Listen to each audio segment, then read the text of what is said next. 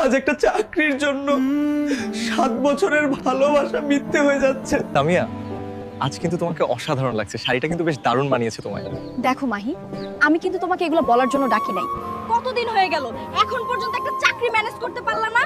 এইদিকে বাবা কোনোভাবেই বেকার ছেলের কাছে আমাকে বিয়ে দিবে না। আর কিছুদিন ধৈর্য ধরো, একটা ব্যবস্থা হয়েই যাবে ইনশাআল্লাহ।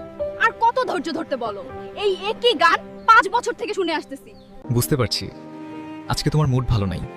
চলো একটু ঘোরাঘুরি করি, তারপর বাসায় যাব। কালকে আবার ইন্টারভিউ আছে আমার। আজকের চাকরিটাও তো হলো না, এখন আমি সামিয়াকে কি জবাব দিব? চেষ্টা তো কম করতেছি না, কি করে বুঝাবো এখন সামিয়াকে? আমি জানি মাহি, এইবারও তোমার চাকরিটা হয়নি।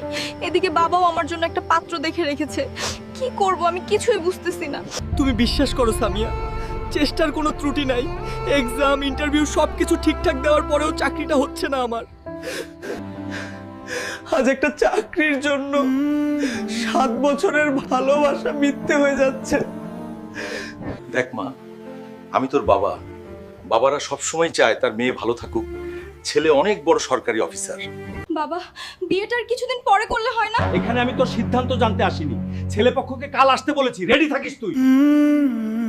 মারে, আবেগ দিয়ে জীবন চলে না। ছেলেটা অনেক বড় লোক, সরকারি চাকরিও করে, অনেক ভালো থাকবি। তুই আর না করিস না মা।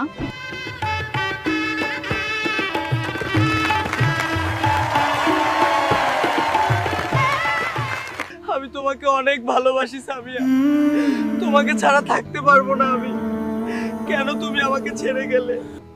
এরকম হাজারো বেকার যুবক নিজের ভালোবাসাকে হারিয়ে পাগলের বেশে ঘুরে বেড়াচ্ছে। গল্পটি ভালো লাগলে শেয়ার করে দিন।